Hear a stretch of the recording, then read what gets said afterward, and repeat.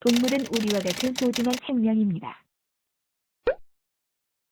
오늘은 라쿤에 대해서 제가 알고 있는 모든 것을 좀 알려드리도록 하겠습니다. 일단 라쿤은 바투카포를 지니고 있으며 이름은 낯설지만 다들 너구리맨을 한 번씩 봤을 만큼 유명한 생김새의 귀여운 이미지의 이 녀석은 바로 너구리라면 구석탱이에 짱 박혀있는 너구리는 사실 너구리가 여기 말고도 롤의 티모, 가오갤의 로켓, 보노보노의 너구리, 헛소리 하지마 임마. 영화, 애니메이션 여러 군데서 활약한 바가 있죠. 아마 라쿤의 모습대로 개구지고 사고뭉치의 모습을 그대로 잘 표현한 것 같습니다. 라쿤과 가장 가까운 종은 너구리가 아닌 레서판다입니다. 레서판다는 엄청 귀여운 외모와 행동 때문에 많은 사람들이 첫눈에 반할 정도의 외모를 가졌지만 세계 10대 멸종 위기 동물로서 개인이 키우는 것은 불법입니다.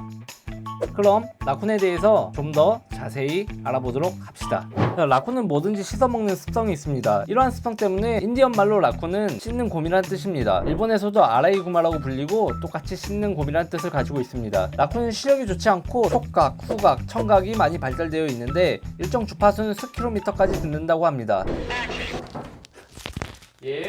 또 후각이 얼마나 예민한지 아니 집에서 내가 혼자 뭐 먹고 있잖아?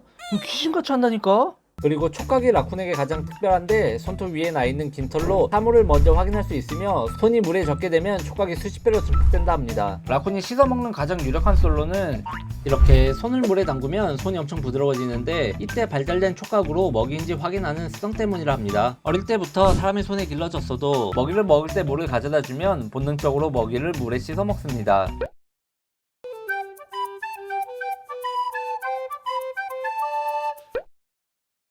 라쿤은 워낙 깔끔한 성격이기 때문에 댕양처럼 훈련을 따로 하지 않아도 대소변을 아주 잘 가립니다. 너무 어릴 때는 여기저기 배변을 보는 실수도 하지만 커가면서 스스로 한 곳에만 용변을 보는 습관이 생깁니다.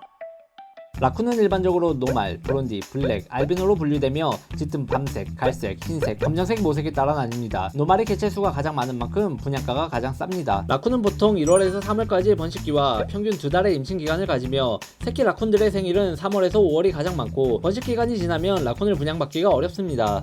라쿤을 분양받기 위한 경로는 크게 3가지가 있습니다. 펫 분양 사이트, 펫을 수입하는 펫샵, 커뮤니티 카페를 통한 개인 분양, 또는 지인을 통한 분양이 있겠습니다. 라쿤을 분양받을 때는 수입 개체가 있고 국내 개체가 있습니다. 수입 개체는 전문업자들이 해외에서 수입해온 라쿤들이고 국내 개체는 국내에서 사람 손에 지내고 있는 라쿤들이 교배해 낳은 새끼들입니다. 어릴 때부터 데려와 핸들링하기에는 사람 손에 길러져 교배해 태어난 국내 개체 아이들이 낳습니다. 일단 키우기에 앞서 먼저 사는 곳 근처에 특수동물병원이 있는지 확인해야 합니다. 일반 동물병원에서는 라쿤을 진료해주지 않는 곳이 다반사입니다. 집 근처에 동물병원이 없으면 접종할 때마다 멀리 가야 한다거나 응급시에는 위험할 수 있어요. 그리고 동물등록제 같은 경우는 어떻게 되는지 알아봅시다. 농림축산식품부 동물보호복지상담 콜센터입니다. 동물은 우리와 같은 소중한 생명입니다. 안녕하세요. 동물보호복지상담센터입니다. 무엇을 도와드릴까요? 예, 동물 등록하는 거요. 라쿤도 가능한가요? 동물 등록 대상이 되는 거는 2개월 이상의 개만 제 의무 등록 대상이에요. 아, 예, 알겠습니다. 감사합니다. 보통 예방접종은 강아지 2차, 고양이 3차까지 해서 2주 간격으로 총 5차 접종하고 광균병까지 접종을 합니다. 그리고 진드기랑 구충제랑 꾸준히 해주시면 됩니다. 자, 이제 라쿤을 분양받아 집에 왔다면 라쿤 혼자 탐색하고 환경에 잘 적응할 수 있게 며칠간 가만히 두고 상황을 지켜보는 편이 좋으며 환경에 익숙해지고 친해졌다면 그 후에 스킨십을 하는 게 좋습니다. 라쿤은 나무에서 구멍을 파거나 땅구멍을 파서 먹이를 찾는 본능이 있어서 사람들 주머니나 가방을 뒤진다든지 콧구멍, 입구멍, 귓구멍에도 손가락을 넣어서 확인하려는 습성이 있습니다. 또 하수구 구멍이나 싱크대 배수 구멍에 손을 자주 넣습니다. 라쿤이 활동하는 반경에는 라쿤이 먹으면 안 되는 것들을 다 안 보이게 치워주시는 편이 좋습니다. 라쿤은 너무 똑똑하고 손을 잘 쓰고 힘도 좋기 때문에 사고치는 영역이 사람들이 생각하는 그 이상의 범위까지 사고를 칩니다. 예를 들어 1m, 2m 되는 높이를 손을 써서 올라간다거나 합니다. 머리가 똑똑하고 고집이 세기 때문에 주인에 대한 복종이라든지 핸들링하기가 쉽지 않습니다. 라쿤은 옷을 입힌다던가 하네스를 착용할 때 굉장히 싫어합니다. 특히 강제적으로 몸을 못 움직이게 하면 공격당할 수 있습니다. 어릴 때부터 하네스 착용하는 훈련을 자주 해서 거부감을 얻게 만들어주는 게 앞으로 키워나가면서 수월해질 수 있습니다. 하지만 몸집에 비해 머리가 작고 똑똑한 편이라 목줄, 하네스, H자 하네스까지 모두 풀어버리니 산책 시 이 점 주의하셔야 합니다.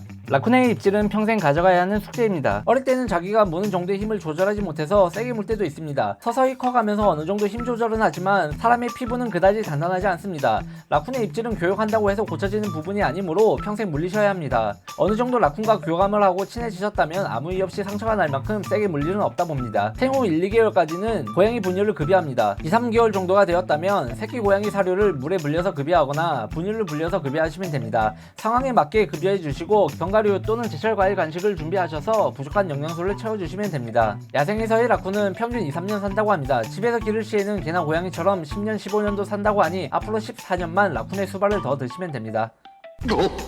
그리고 라쿤의 파양에 대해서 말씀드리겠습니다. 라쿤은 사람의 손에서 길러진 역사가 그리 길지 않습니다. 그렇기 때문에 사람들에게 아직 순종적이지 못하며 라쿤 자체가 워낙 똑똑해서 상상도 못할 사고를 많이 치기도 하고 정말 많은 시간을 함께하지 않으면 친해지기가 쉽지 않고 핸들링하기도 정말 어렵습니다.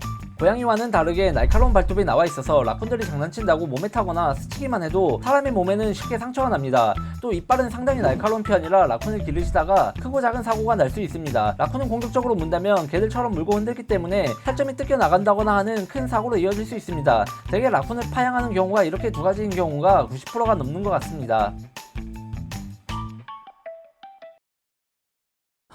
제가 꼭 하고 싶은 말이 있는데요. 라쿤은 정말 귀엽게 생겼고 하는 짓도 엄청 귀여워서 관심있게 보시고 키우고 싶어 하시는 분들 많이 계세요. 분양에 대해서 물어보시는 분들도 많이 계시는데 그냥 분양받아서 키우겠다가 아니라 일단 라쿤은 어떤 동물인지 먼저 공부를 하셔야 돼요. 하는 짓이 개나 고양이 합쳐놓은 것 같지만 전혀 다른 동물이거든요.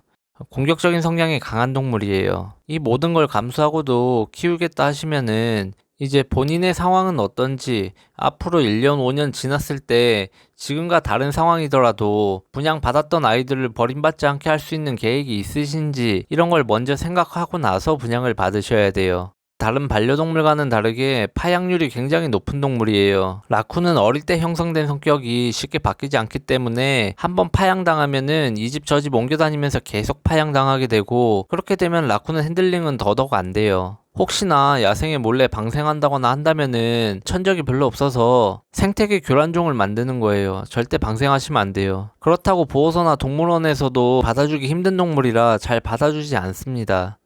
정말 입양받을 때는 다시 한번 신중히 고려해 주셨으면 합니다. 다소 무거운 주제라 얘기하고 싶진 않았는데 꼭 한 번은 얘기해야 할 듯 싶었습니다. 끝까지 시청해 주셔서 감사합니다.